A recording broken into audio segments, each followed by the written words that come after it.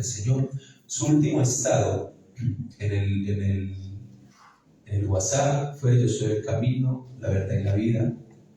Por eso quería declarar eso al principio cuando comenzamos el servicio. Un propósito regado con lágrimas se llama el mensaje que tengo preparado. Es un mensaje que tengo preparado para acá, para la iglesia, desde hace 15 días. Hace 15 días iba para Manrique a predicar donde el pastor Omar, y en una de esas lomas, yo no sé dónde estaba parado, yo iba con el maps del celular, pues el semáforo me pone en rojo y eso estaba solo. Cada temprano, era un domingo en la mañana, eso estaba solo. Y yo paré. Al momento pues, de yo estar ahí esperando el semáforo en rojo, yo miraba para allá, solo no veía nada. Entonces paró un carro blanco acá. Entonces yo pienso que era un ministro altar, porque venía pues vestido muy elegante, con cachaco. Yo lo miré, pero yo venía con el casco, yo iba en la moto. Y nosotros no cruzamos palabras, estábamos esperando el semáforo y de repente el Señor se sale del carro y se me para acá. Y me ora, sin conocerme, yo sin conocerlo, yo pues me impacté cuando veo que sale el Señor del carro, me pone las manos y me dice: el Señor le pone una gracia especial sobre tu vida, renueva tu unción y te da más fuerzas. Yo me quedé en una pieza, yo no fue algo tan sorpresivo que yo no supe qué decir. Entonces, si le metemos lógica, pues yo iba vestido así, porque iba a predicar, me paré en un semáforo. Entonces el Señor, desde lo natural, él pudo haber dicho: ese tiene que ser un hombre cristiano, desde que esté respetando un semáforo, que está bien, ¿cierto? ¿Entiendo? Sin embargo, yo sé que hubo algo especial ese día. Eso fue hace 15 días que estaba en Manrique, y me quedé muy, muy pensativo. Y precisamente en Manrique llevaba este mensaje para Manrique. Y hoy el Señor puso en mi corazón que se los compartiera también. Los que sembraron con lágrimas, con regocijo segarán, irán al día llorando el que lleva la buena semilla, más volverá con fruto. A mí me gusta mucho el café, me encanta el café. Sin embargo, el café tiene un proceso para poder llegar a este paladar, ¿cierto? Para ese olor que a los que nos gusta el café llegue a nuestro olfato, tiene un proceso muy largo. Estar en la tierra, morir, pasar un montón de cosas. Y no es solamente, yo cuando era niño, yo pensaba que el café venía en esas bolsitas y que, pues, o sea, que comenzaba ahí en la bolsita, porque desde ahí era donde yo veía a mi mamá preparar el café. Pero qué inocencia, no sabía uno que todo lo que tiene que pasar un café haga la ruta. Y las cosas buenas, las cosas valiosas, las cosas sabrosas de la vida tienen un proceso.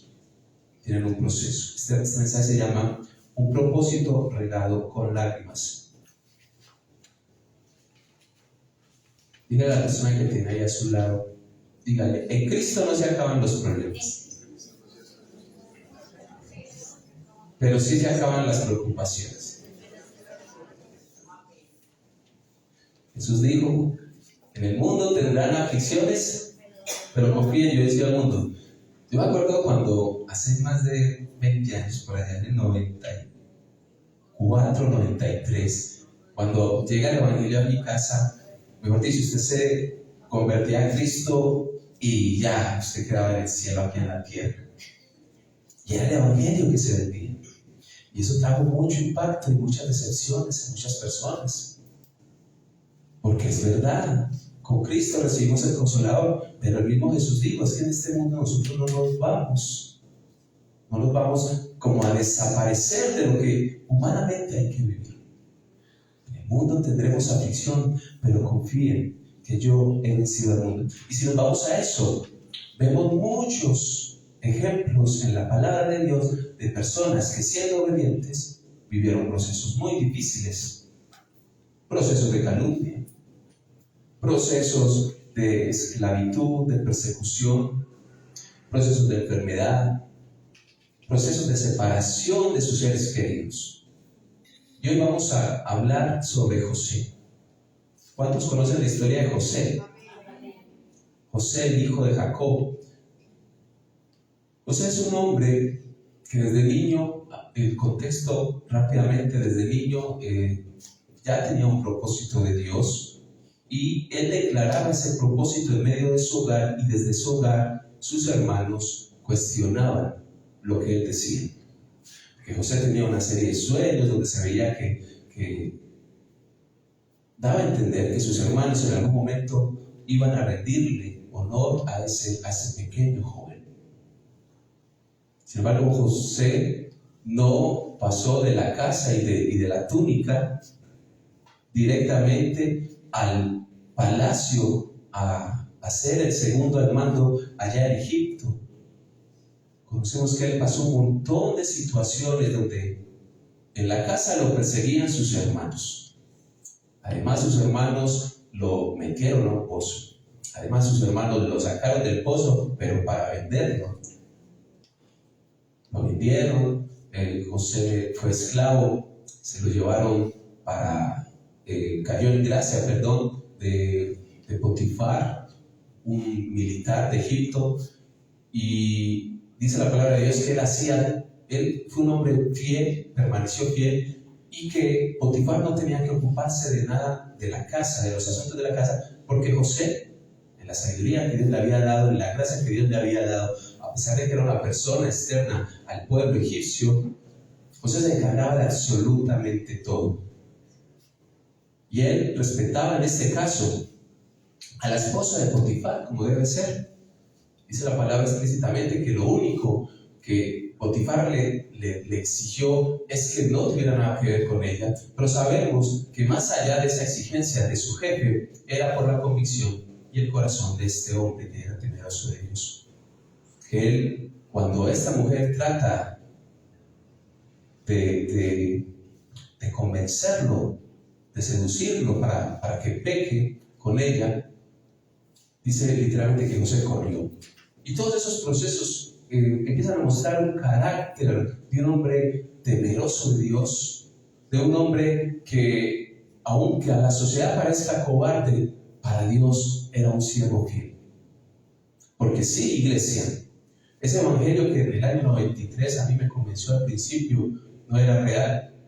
Cuando yo era un adolescente, pero cuando yo vi que tenía a Cristo pero seguían los problemas, entonces empezó una confusión en mi vida. Yo estoy siendo obediente, yo estoy buscando al Señor, pero siguen problemas, siguen situaciones, siguen enfermedades, siguen cosas que aquellas personas me dicen en su buena intención de corazón de que la iglesia se llenara o de que las personas rindieran sus vidas a Jesús. Yo veía que realmente eso no era así. Por eso les empecé diciendo, puede ser muy optimista, puede ser muy pesimista, pero no sé cuál sea su subjetiva observación con la frase, pero la realidad es que es realista. En Cristo no se acaban los problemas de esta vida, pero sí las preocupaciones. ¿Sabes por qué? Porque las preocupaciones, las situaciones difíciles de la vida, es donde Dios empieza a transformarte y es donde tú aprendes a depender del Señor. Entonces, este mensaje me conmovía mucho cuando lo compartía allá. Había una mujer que estaba llorando desconsolada ese domingo allá en Manrique. Después del servicio se me acercó y había perdido a su hija pequeña hacía no más 5 días. Y como mamá ella hacía unas preguntas que cualquiera haría. Pero ella está en la iglesia, ella busca al Señor hace años. Y hay muchas preguntas. Pero sabemos que a los que aman a Dios, esos son los que son llamados conforme a su propósito. Cuando en la vida del creyente no es el propósito del creyente, sino el propósito de Dios, hay un consuelo diferente, hay una esperanza. Carlos Vega, mi amigo, yo sé que él ya descansa, yo sé que él ya está allí en la presencia del Señor, y para nosotros es difícil. Para mí, ¿qué es lo difícil, iglesia? Les confieso un poco el corazón, les abro mi corazón. Para mí lo difícil fue lo sorpresivo, y para mí lo difícil es que tenga 2 niñas pequeñas que vivían con él solamente, solo vivía con ellas. Entonces, quedan muchas preguntas dentro del proceso, pero finalmente, aunque En el mundo tendremos aflicción, sabemos que Jesús es el camino, la verdad y la vida, que Él ha vencido a la muerte, que Él ha vencido al mundo y que mi amigo resucita allí como Jesús lo hizo, como primicia para nosotros. En la historia de José, iglesia, el personaje que más veces aparece llorando en el libro de Génesis es José. José es la persona en la que la palabra de Dios redacta más veces que lloró. Eso nos habla de una sensibilidad que fue procesada, no por los hermanos, no por Potifar, no en la cárcel, sino que era Dios quien estaba haciendo la obra y transformando el corazón de este hombre para que le pudiera servir. Y aunque la palabra de Dios menciona que él en el pozo estaba con una angustia del alma, realmente ahí no registra que haya llorado. Que él fue esclavo en casa de Potifar contra su voluntad, y aunque ganó adeptos y ganó gracia delante de ese hombre en esa casa, él no estaba voluntariamente. Sin embargo, tampoco dice que haya llorado. Luego él está en la cárcel y justamente por hacer las cosas bien, y no dice que haya llorado. Hay un copero, hay un panadero, ahí en la cárcel compañeros tienen un sueño, José les revela el sueño, uno de ellos va a morir, el otro va a volver al palacio a servirle allí al faraón. José lo único que le dice es: no te olvides de mí. Él se olvida de José. José pasa más tiempo en la cárcel, pero José no lloró en la cárcel. Injustamente condenado, no lloró cuando este hombre lo olvidó, o al menos no lo registra la Biblia. ¿Sabe dónde lloró José 7 veces? En el palacio. José lloró 7 veces cuando ya al parecer el sueño se había cumplido. El propósito de Dios, hay cosas que nosotros nunca vamos a entender, y ni se gaste la mente en eso, ni se ocupe de eso. El primer llanto de José sucede ya en palacio. Él era el segundo al mando. Todas las naciones de alrededor venían en un tiempo de hambre a buscar alimento a Egipto, y la decisión la tenía el faraón. Pues sí, pero realmente era José quien administraba todos sus asuntos. Recuerde que cuando faraón dice, habla los sueños, José le pregunta a José, bueno, ¿y qué significan los sueños? José le dice lo que va a significar los sueños. Y faraón allí preocupado, no sabe qué hacer con todo su poder, con todos sus ejércitos, con todo su dinero, no sabe qué hacer. Y dice, entonces, ¿qué voy a hacer? ¿Qué puedo hacer? Y José le dice, bueno, búsquese un hombre que administre todos estos asuntos. Pues adivinen a quién escogieron. A José. Pero era un hombre que ya había llegado procesado. Era un café que había sido sembrado, que había tenido que morir. Allá un café en la tierra, un grano de café haber muerto, porque un granito de café no es el café. Y ese granito fue creciendo en medio del agua, en medio del sol. Quizá muchas veces a riesgo de ser pisoteado por las personas que caminaban por el campo, así como el café. Pero después ese café tiene que ser arrancado. Cuando ya cree que ya se está fundamentando, yo creo que José era como ese, allá en la casa de Potifar, él en algún momento llegó a pensar que era como ese café que está sembrado. Y el café empieza a crecer y a dar sus fruticos, y empieza a mirar, ahí tan bueno, estoy creciendo, ahora sí me estoy estableciendo. Y José en casa de Potifar ya podía comprarse la moto que tanto había querido cuando era niño. Ya estaba pagando el apartamento a cuotas. Ya estaba empezando a creer, ok, mis hermanos no eran los que se postraban delante de mí, sino que eran los servidores que Dios me trajo acá a dirigir en este país, que no es mi nación. Pero no, ahí no era el propósito final de Dios para con José. Ese era solamente el comienzo. Y José es arrancado una vez más de la tierra. café es llevado, es puesto al sol a secar, es molido, un proceso. Y enseguida usted y yo venimos y le echamos candela acá en la casa. ¿Cómo le parece? Y empieza el café a dar olor. Empieza el café a antojarnos. Yo sé que de pronto no a todos les gusta el café. ¿A quién le gusta el café? Hermanos, el cielo huele a café para que preparen. El cielo huele a café. Pero todo el proceso pasa. José es puesto en segundo al mando de allí en Egipto, por encima de todos los demás sabios y poderosos que estaban pertenecientes a la nación. Pero resulta que entre todas las naciones que llegan sus hermanos. Y ahí viene el primer llanto. El primer llanto está, yo no voy a dar las citas para que usted las busque en su casa. Génesis 42, 24, el primer llanto de José. Cuando él escucha a sus hermanos arrepentirse de lo que le hicieron.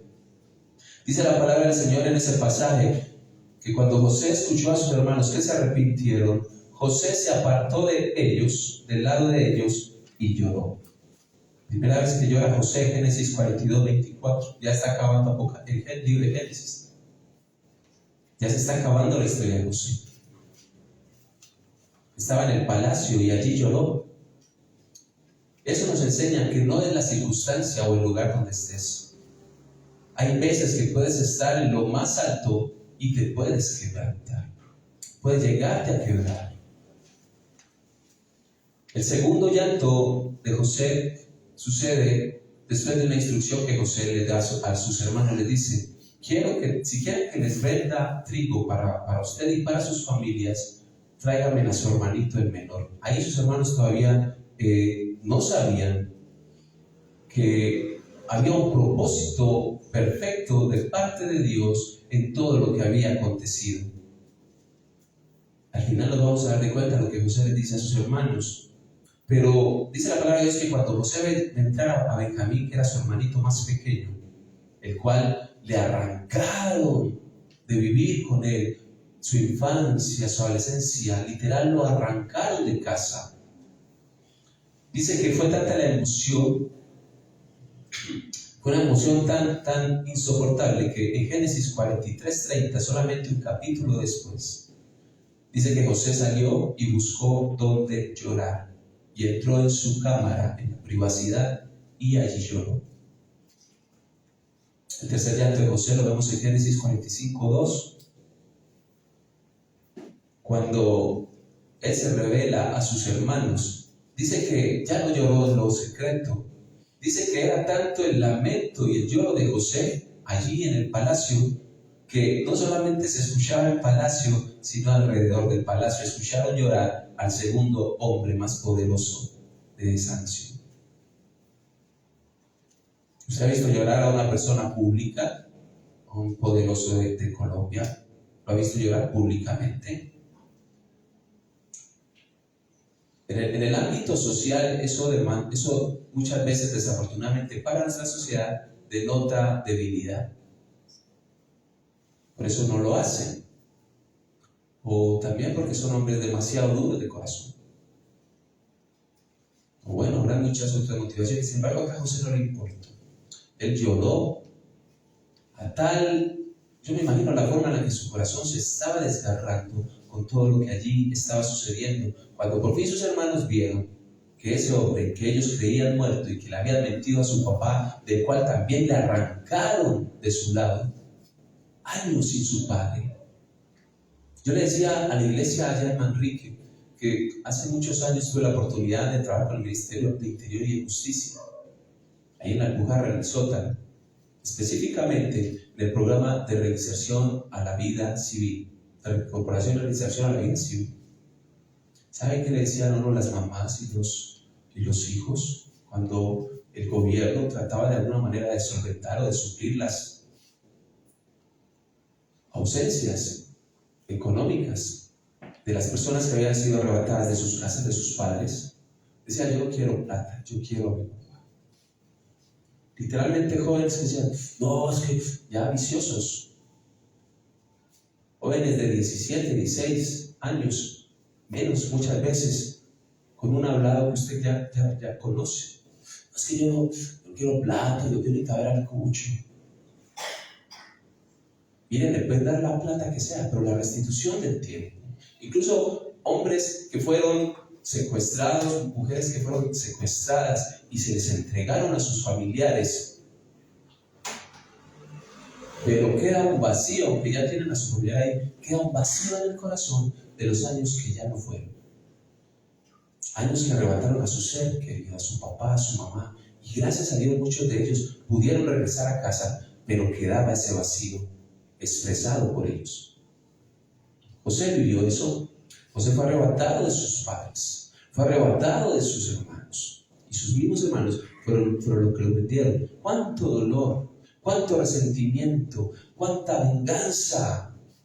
Tenía derecho José, donde era el ojo por ojo y diente por diente. Pero ¿cuál propósito tan bonito tenía Dios con él? Dice, el cuarto llanto es cuando él abraza a sus hermanos. Mire, José tenía poder militar, José tenía poder económico, José tenía poder político, José tenía poder social. Y José tenía la autoridad de la ley para aplicarle a sus hermanos el justo castigo. ¿Sabe qué les aplicó? Los abrazó y los perdonó. Dice que después de que él se reveló a ellos, se lanzó sobre ellos. Se lanzó. ¿Usted sabe qué es lanzarse? Lanzarse es correr y abrazar a esa persona que te hizo tanto daño. ¿A ti te han hecho daño, iglesia? ¿Te han dañado alguna vez? ¿Alguien te ha vendido? Que te venda Potifar no hay problema, pues nada tiene que ver contigo, pero muchas veces, como Judas, el que más te vende es el que era más cercano, el que comía contigo el plato. Pero ¿sabes qué? Tienes que perdonar, porque hace parte del propósito de Dios. Jesús mismo lo vivió y nos enseñó cómo debemos reaccionar. Con clavos en las manos, con clavos en los pies, con coronas de espinas, traspasado, molido la espalda, latigazos, y viendo ahí al que te hizo ese daño, al que te crucificó, diciéndote, si eres hijo de Dios, bájate de esa cruz. Jesús dice, Padre, perdónalos, porque no saben lo que hacen. ¿Tienes ese corazón, iglesia? Porque el propósito de Dios es formarte, no dañarte. El propósito de Dios no es que tú pierdas tu relación con Él por amargura y raíz de resentimiento y de rencor.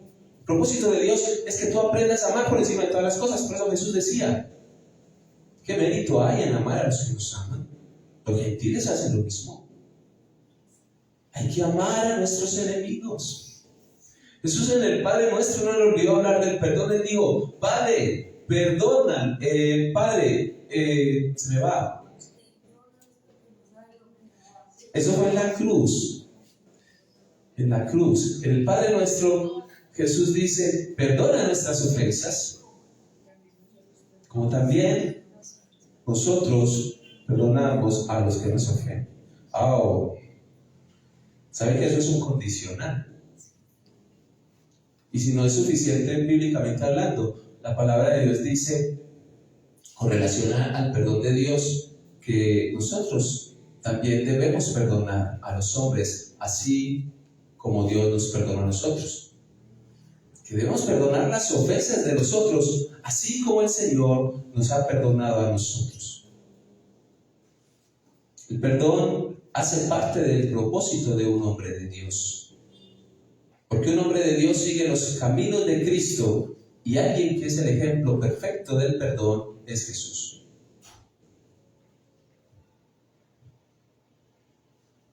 José abraza allá a sus hermanos.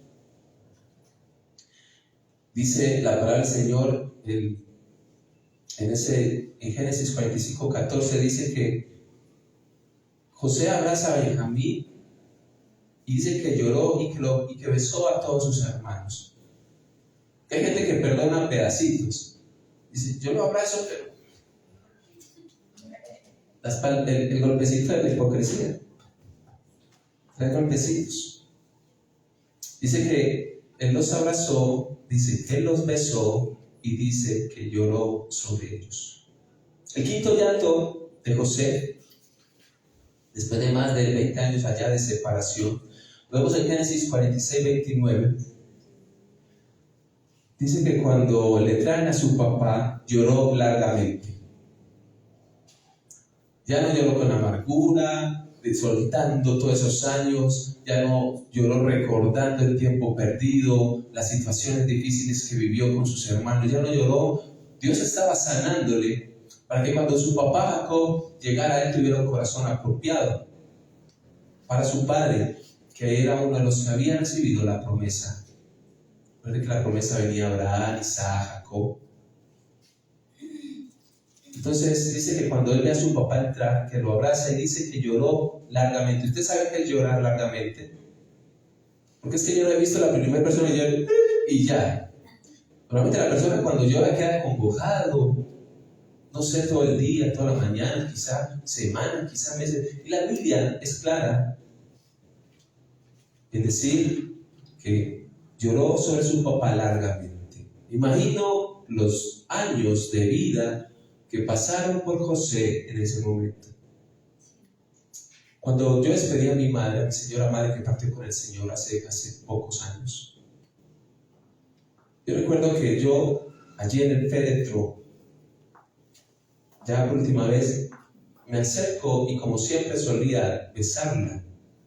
Estaba yendo a cambiar, ya había amanecido, me iba a cambiar porque en 2 horas ya íbamos a ir a llevarla para enterrarla. La costumbre mía, siempre que llegaba era su besito en la casa, y cuando me iba a ir a su besito, su abracito. Ese día no fue la excepción. Y yo recuerdo que yo le di el beso, estaba fría, pero fue como si hubiera pasado mis 44 años en ese momentito. Se me vinieron todos los recuerdos de lo que había sido, de lo que no había sido, de lo que planeamos y logramos, de lo que planeamos y no logramos. Muchas cosas pasaron por mi cabeza. Yo me imagino que cuando José abraza a su papá, algo similar debe haber pasado. Y se vienen todas esas emociones, porque José era de carne y hueso, ese hombre no era de piedra. Pudo haberse venido pensamientos buenos, pensamientos malos contra sus hermanos. Y llora largamente. Y ese no fue el único llanto con su papá. Dice que poco tiempo después murió su papá en Egipto. Génesis 51 dice que cuando murió Jacob, José se echó sobre su rostro y lloró sobre él. Imagino que se pudieron haber removido cosas en José nuevamente contra sus hermanos. ¿Saben qué? El séptimo llanto, que es el último ya en Génesis 50, 17, dice que después de que murió Jacob, los hermanos tuvieron miedo de José, porque creyeron que José les estaba siendo benevolente por el hecho de que su padre estaba viviendo con ellos ahí, y ellos creían que estaba solamente dándole complacencia a su papá, porque una vez muriera su papá, él iba a tomar venganza, la justa retribución por lo que ellos habían hecho contra José. Entonces, dice en el versículo 15 del capítulo 50, viendo los hermanos de José que su padre era muerto, pensaron entre sí, quizá nos aborrecerá José y ahora nos dará el pago de todo el mal que le hemos hecho. Entonces le enviaron a decir a José, usted sabe que es enviarle usted a su hermano a dar una razón. Tiene que tenerle miedo a su hermano. ¿Por qué no fueron ellos? ¿Por qué envían un mensajero? Porque una cosa es entregar el perdón y otra cosa es recibir el perdón. Porque ellos creían y pensaban que así como ellos eran unos sinvergüenzas, que su hermano iba a reaccionar igual. Ellos no habían creído en las lágrimas de José. Ellos no habían creído en la obra, en la buena voluntad de José. Ellos no habían creído en el perdón de José, porque seguramente eran hombres duros y no perdonaban. Porque, ¿sabes, iglesia? Cuando nosotros no tenemos un corazón perdonador, nos cuesta creer que otra persona nos perdonó. Y se vuelve una ecuación, un círculo vicioso. No perdono porque es que no me perdonan. Pues te digo, iglesia, ya el Padre Celestial nos ha perdonado nuestros pecados, ya nos ha enseñado. Usted y yo hemos sido beneficiarios del perdón y estamos obligados a entregar ese perdón.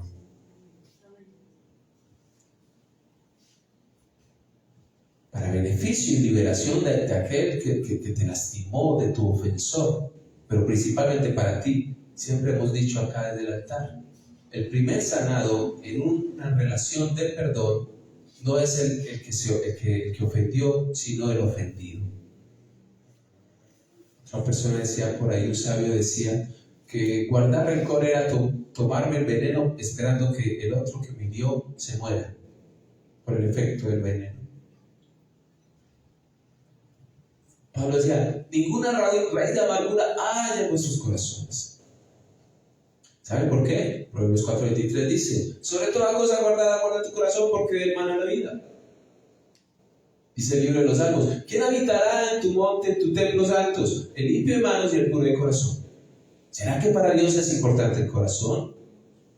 Y si no fuera importante el corazón, ¿por qué Él escudriña los corazones? ¿Por qué Él no solamente se deja guiar de la apariencia de que estás bien vestido y vienes bien vestido a la iglesia, y que tienes unos ojos azules muy bonitos, que eres grande y estás en el gimnasio? ¿Por qué el Señor nos guía? Porque el Señor mira ese corazón y no lo que ve el hombre, dice el libro de Samuel. Para el Señor es importante el corazón, porque desde el corazón, dice Jesús, que es donde nacen los homicidios, donde nacen las fornicaciones, los adulterios, las mentiras. Pero desde el corazón, un corazón rendido a Dios, un corazón no con el propósito humano, sino con el propósito de Dios, hace la bendición, la gracia, la misericordia, el perdón, la sabiduría, la bondad, puestos como fruto del Espíritu Santo, la misericordia, la benignidad, el gozo. Es importante para el creyente que realmente Dios sea que gobierne, porque si no, te vas a ahogar en el pozo. O si no, te vas a deprimir en la cárcel. O si no, vas a caer allí, apartándote del propósito, en fornicación y en adulterio. También te vas a llenar de resentimiento y amargura de aquellos que les hiciste un favor en la cárcel y te olvidaron teniendo las posibilidades de ayudarte. El propósito de Dios permite cosas, iglesia. La soberana voluntad de Dios permite cosas no para lastimarnos, sino para enseñarnos a vivir y a confiar y a depender del Señor. Cuando un papá le está enseñando a su hijo a montar bicicleta, su papá quiere que se vaya por el hueco. Pero a veces la niña montando bicicleta se cae por allá y se pela. ¿Será que eso es lo que quería el papá? A veces no entendemos el plan de Dios y nos enojamos con Dios. Dios quiere enseñarte a montar bicicleta y tú crees que quería que te rasparas la rodilla. Porque no vamos a la palabra. Aquí es donde encontramos la fortaleza. Esta es la palabra profética más segura. Es inspirada por el Espíritu Santo de Dios. Este es el propósito de Dios, el que nos enseña, el que nos fortalece. Jesús en el desierto, en medio del calor, en medio de la tentación, en medio de la prueba, en medio del hambre y de todo lo que eso generaría durante 40 días. Nada más imagínense 40 días en el desierto. ¿A qué acudió Jesús? A la palabra de Dios. 3 veces registra que venció a Satanás y a sus intenciones maquiavélicas. Fue con la palabra de Dios. En momentos de angustia, ¿a dónde venimos? La palabra de Dios. Momentos de tristeza, la palabra de Dios. En momentos de debilidad, prueba. La palabra del Señor es la que nos alinea el corazón al propósito de Dios. Un corazón tan engañoso como lo dice la palabra. La única manera de iluminar nuestras vidas para que realmente nuestro corazón gobierne el Señor Jesús y el propósito de Dios es ir a la palabra. Porque si no, cualquiera de todas estas circunstancias que vivió José y que usted y yo estamos viviendo y que vamos a vivir, y no es spoiler, usted yo creo que ya sabe que en la vida no todo es azúcar, que perece un almuerzo donde todo era azúcar. Jugo con azúcar, frijoles con azúcar, arroz con azúcar, tajadas con azúcar, chicharrón con azúcar. Lo bonito de la vida es que hay cosas saladas y hay cosas dulces. hay otras amargas, hay otras agrias. Eso es un almuerzo. Y ahí es que lo disfrutamos. La vida se disfruta por lo salado y por lo dulce, iglesia. Aprenda a comerse la vida. Dígale al hermano, aprenda a comerse la vida, hermano. Porque es que si todo es dulce le da diabetes. A veces cuando hay gente que yo he escuchado a veces a personas decir, ¿y por qué se apartó el Señor? No, es que muchas pruebas, muy difícil todo. Y voy y le pregunto a otro, ¿y tú por qué te apartaste del Señor? No, el Señor me empezó a bendecir, plata, negocios, tal. Es decir, no es tanto lo externo que sea difícil o fácil, que sea abundancia o escasez, sino el corazón. La motivación. A ti te puede dañar lo bueno, como también te puede dañar lo malo. Tú te puedes apartar del Señor y perder el propósito de Dios porque no quieres llorar. No. El proceso requiere fuego. El proceso requiere calor. A veces el proceso requiere martillazos, o como allá el profeta. A veces es necesario que la vasija sea rota para hacer una nueva. Porque la vasija muchas veces no sirve en la forma en la que llega. Pero hay que vivir el propósito sin amargura, sin resentimiento, sin renegar. Hay que vivir el propósito dándole siempre la gloria al Señor. Y nunca olvidando lo que hay hacia atrás. Porque nunca me cansaré de decirlo, recordar lo que ya Dios hizo nos da nueva gasolina para seguir hacia lo que Él hará hacia adelante.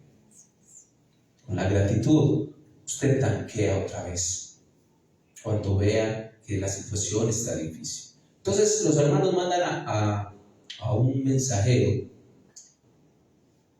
y hablan en nombre del padre que ya falleció, en nombre de Jacob, y le dicen a José, tu padre mandó antes de morirse, es decir, ni siquiera mandó a pedir Jacob el favor, lo que le mandó a José es una orden. No sabemos si es verdad. Pero los hermanos dicen, tu padre mandó antes de su muerte diciendo así, le dirán a José, te ruego que perdones ahora la maldad de todos los siervos del Dios de tu padre.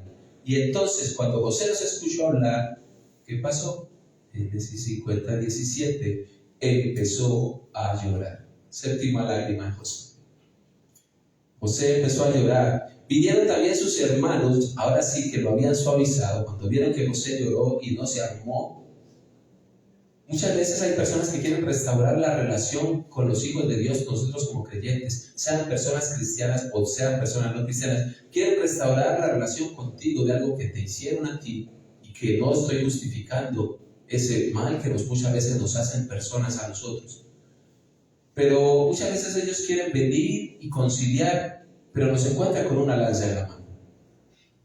Pero eso pasa en otra iglesia. Eso con San Javier Rey Jesús de Gloria, eso no pasa jamás, ¿cierto? Espero. Y si nunca el vaso santo para usted. Hay que perdonar, iglesia.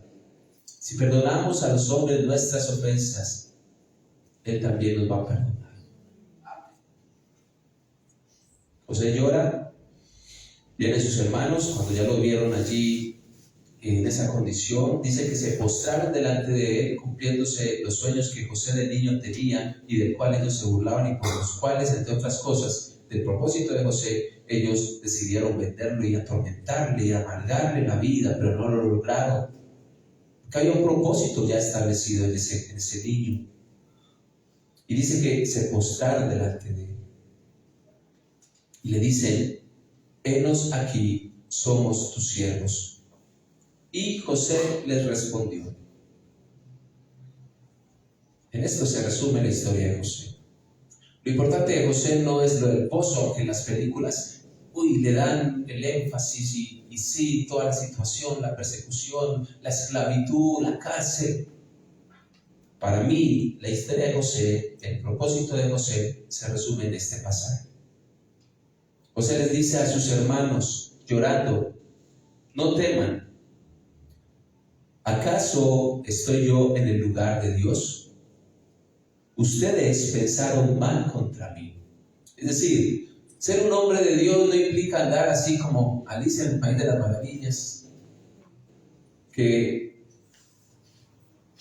no prestas atención a lo que está sucediendo en la realidad de tu vida. Como hombres de Dios también debemos ser audaces, sagaces, entendedores de lo que está sucediendo. Pero una cosa es que tú te des cuenta de lo que sucede a tu alrededor y de lo que se confabula a tu alrededor, desde tu casa, desde tu trabajo, desde tu sociedad, a la iglesia, de lo que se confabula desde la sociedad hacia la iglesia. No podemos ser desatentos a lo que pasa. Debemos observar los tiempos, entender los tiempos. Dentro del propósito general como iglesia, pero también dentro del propósito de Dios en tu vida particularmente. No debemos desconocernos y ser ingenuos, pero sí con un corazón de niño. Porque el corazón de niño, usted sabe que se pelean por un carrito y a los 5 minutos ya están jugando otra vez. Y el papá del niño y la mamá del niño bravos todavía y todavía crecieron los niños, se casaron y el papá y la mamá de esos niños hace 20, 30 años se ven y todavía se miran rayados. Por eso hay que tener un corazón de niño. Porque muchos hombres de Dios han dejado de cumplir su propósito porque no han tenido un corazón perdonador. No han tenido un corazón conforme al corazón de Dios. Entonces José les dice: tranquilos muchachos, yo no soy Dios. Ustedes quisieron hacerme un mal contra mí, pero Dios lo encaminó para bien. Piense en una situación difícil que usted está viviendo en cuanto a relación interpersonal en algún área de su vida y que quizás lo esté atormentando. Dígase para sí mismo: eso el Señor lo está transformando para bien. Yo no sé si allí tu situación difícil sean tus hermanos, tu papá, tu mamá, tus hijos, tu jefe, tu pastor, el líder de alabanza. No sé, pero el mismo Dios es la respuesta para todos nosotros. El propósito de Dios es la misma respuesta para todos nosotros. Él encaminará todo para bien. Y José dice: Él encaminó todo para que podamos ver lo que hoy estamos viendo, mantener con vida a muchos pueblos. Era un propósito. El propósito de Dios no era poner a José ahí arriba para que todos los hermanos se doblaran. Eso es secundario. Eso es circunstancial. Eso, aunque fue real, es más poético. Realmente el propósito de Dios era salvar la vida de muchas personas. ¿Usted se imagina un José que hubiera perdido ese propósito de vida? Dios lo puede hacer, levantarse a otra persona. Pero tú puedes preguntarte: ¿como iglesia tenemos un propósito o no? La iglesia tiene un propósito que cumplir, pero también cada uno de nosotros tenemos unos llamados que como iglesia de un cuerpo debemos cumplir. Que tu propósito no se trunque, no se estorbe, no se frene, no pierda velocidad o no se detenga por un resentimiento justificado porque te hicieron mal, pero no permitido para un hombre de Dios. Un hombre de Dios debe tener un corazón perdonador. Entonces les dice: ahora pues muchachos, no tengan miedo. No solamente los perdona, Él les dice: yo los voy a sustentar a ustedes y yo los voy a sustentar a sus hijos. Y los consoló. ¿Sabe quién es el mejor consolador de la iglesia? Jesucristo. Porque Él pasó las mayores dificultades, las mayores pruebas. ¿Sabe quién es la mejor persona, la persona más idónea para darle un consejo a una madre que perdió a su hijo? Otra madre que perdió a su hijo. ¿Sabe cuál es el mayor vínculo que puede haber en una persona que perdió a su pareja? Otra persona que también perdió a su pareja.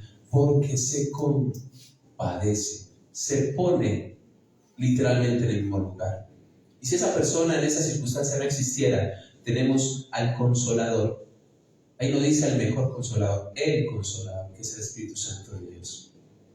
Jesús dijo que no nos iba a dejar solo, que nos iba a dejar el Consolador. Entonces dice José: que los consuela y les habló al corazón. ¿Usted sabe cuándo habla uno al corazón? Es un tono diferente, son unas palabras diferentes, son unas miradas diferentes. Cuando una persona les habla al corazón, nos habla al corazón, es un ambiente muy diferente. Y José había aprendido a llegar al corazón del afligido porque él estuvo en aflicción, al corazón del angustiado porque él estuvo angustiado, al corazón del que temía por su vida porque él muchas veces temió por su vida, vio su vida allí a merced de sus enemigos. Sabemos, como dato curioso, el número 7, que representa la perfección y la plenitud, y hay 7 llantos de José en Génesis. Eso nos habla de un proceso completo, una sanidad completa. Entonces, José, iglesia, es la persona que más llora en Génesis y es de las personas que más lloran en la Biblia. Él no lloró por debilidad, él lloró porque su corazón estaba siendo transformado, procesado por Dios. Cada lágrima representa una etapa de formación espiritual y de carácter. La primera lágrima en el pozo, la lágrima del abandono. ¿Ha sido abandonado, iglesia, alguna vez? La segunda lágrima que él vivió fue la de la injusticia y la calumnia en la cárcel. La tercera lágrima fue los recuerdos en el reencuentro que tuvo con sus hermanos. Hay recuerdos que duelen. La cuarta lágrima es la lágrima de la compasión cuando ve a sus hermanos traer a Benjamín porque él temía por la vida de ese hermanito, que sus hermanos le hicieran lo mismo. La quinta lágrima es la lágrima del perdón y la reconciliación. La sexta lágrima es la restitución y la restauración cuando él abraza a su padre. La séptima lágrima es la lágrima del duelo y del legado. ¿Tú has llorado, iglesia, alguna vez? Como conclusión, ya para ir terminando, las lágrimas de José no fueron en vano. Cada una de ellas se regó el camino hacia la preservación, no solamente de las naciones, sino de la familia. Eso que te duele, Dios lo usará para bien. No sé cuál sea tu lucha, tu dificultad, tu prueba. Eso el Señor lo va a llevar a un buen puerto. Y no solamente para bendición de tu vida, no solamente para cumplir su propósito, el propósito de Dios, sino para que muchos sean bendecidos. ¿Sabes, iglesia? Dios no desperdicia tus lágrimas. Por eso el título de este mensaje es un propósito regado con lágrimas. Él no las va a desperdiciar. Dice la palabra del Salmo 56:8 que Él toma tus lágrimas y las guarda en una redoma, en un lugar especial. Las usa para regar nuestro propósito que Él nos ha dado.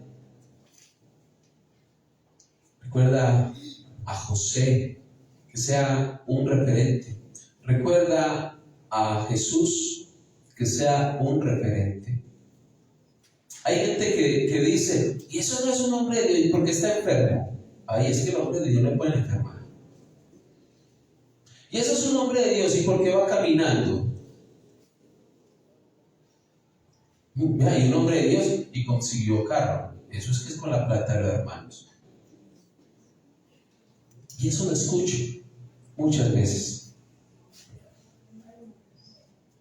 Y eso a uno le cala, porque es que los hombres de Dios, iglesia, hacen las cosas con tanto amor. Entonces, si estás caminando, es porque estás en desobediencia al Señor, que está procesando, que estás en pecado. Si un hermano, como sucedió conmigo, me da la moto, que Dios lo bendiga, si está por ahí. Entonces, ay, tiene moto. Dando clases de música y ya tiene moto. Está raro. Te calumnian porque sí, te hablan porque no. Si estás aliviado, pero usted que va a venir a hablar, es que usted no está enfermo. Si estás enfermo, estás en pecado entonces. Es que servirle a Dios no es fácil. Servirle al Señor no es fácil. En el ministerio, si hay una situación entre dos hermanos y tiene la razón otra persona, entonces ya te ganas, eres un injusto, pero acá eres un justo. Pero si no le la razón a este, entonces soy injusto para este. El ministerio el servicio al Señor se maneja así. Y si no tienes un corazón sano, créeme que te vas a apartar del Señor. Si no tienes un corazón perdonador, si no tienes un corazón entendido en los tiempos de Dios, si no tienes un corazón temeroso de Dios, créeme que va a ser muy difícil lograr el propósito para el cual el Señor te está preparando como dedo de un cuerpo o como uñero, porque a veces ni el mugrecito llegamos a ser en una obra tan grande como es la proclamación de la palabra del Señor.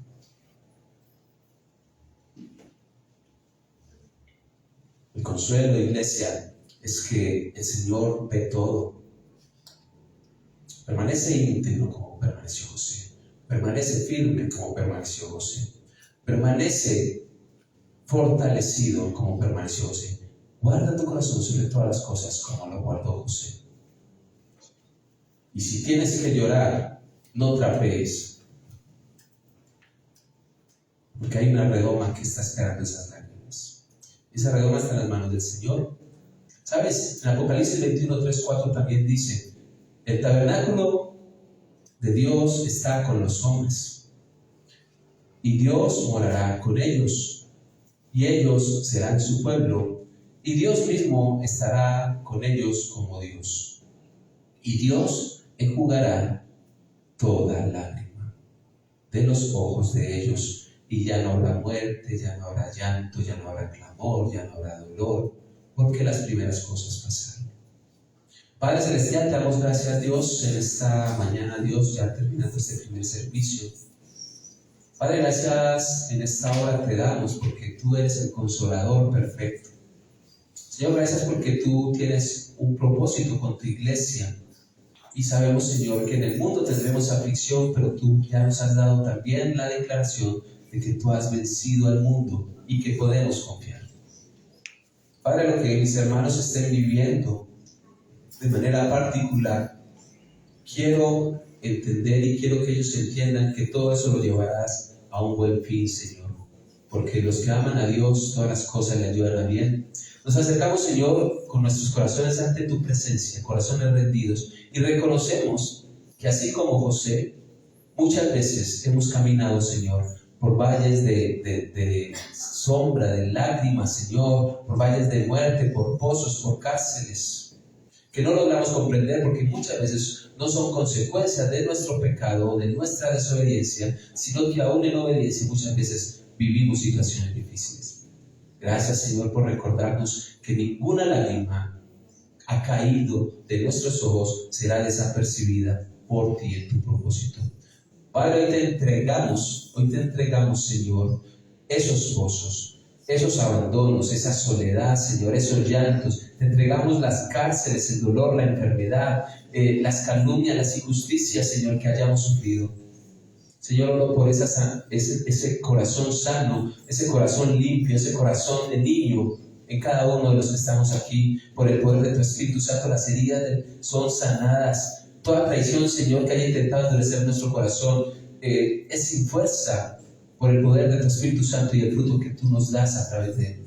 Te pedimos, Señor, que así como José, nos des ese espíritu, ese corazón perdonador, ese deseo de perdón, para que nuestras lágrimas de dolor realmente sean lágrimas de transformación, lágrimas de propósito. Señor, que nosotros no seamos hombres ni mujeres que busquemos venganza, sino, Señor, que nosotros podamos ver tu mano soberana y que tú todo lo llevarás a un buen fin, como decía José a sus hermanos.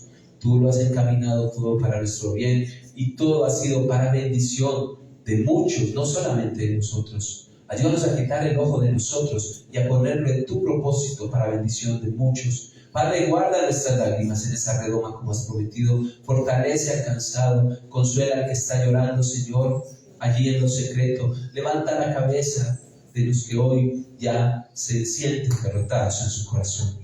Declaramos que nuestra temporada, Señor, de llanto está preparando un terreno para cosechar un buen café, que sea de bendición y de olor fragante para ti, Señor, pero también para muchos en el cumplimiento de tus promesas. Lo creemos y lo pedimos en el nombre de Cristo Jesús, quien también lloró para darnos vida eterna en ti. Gracias, Padre. Amén. Dios les bendiga, iglesia. La paz del Señor esté con cada uno de ustedes. Vayan con la paz del Señor.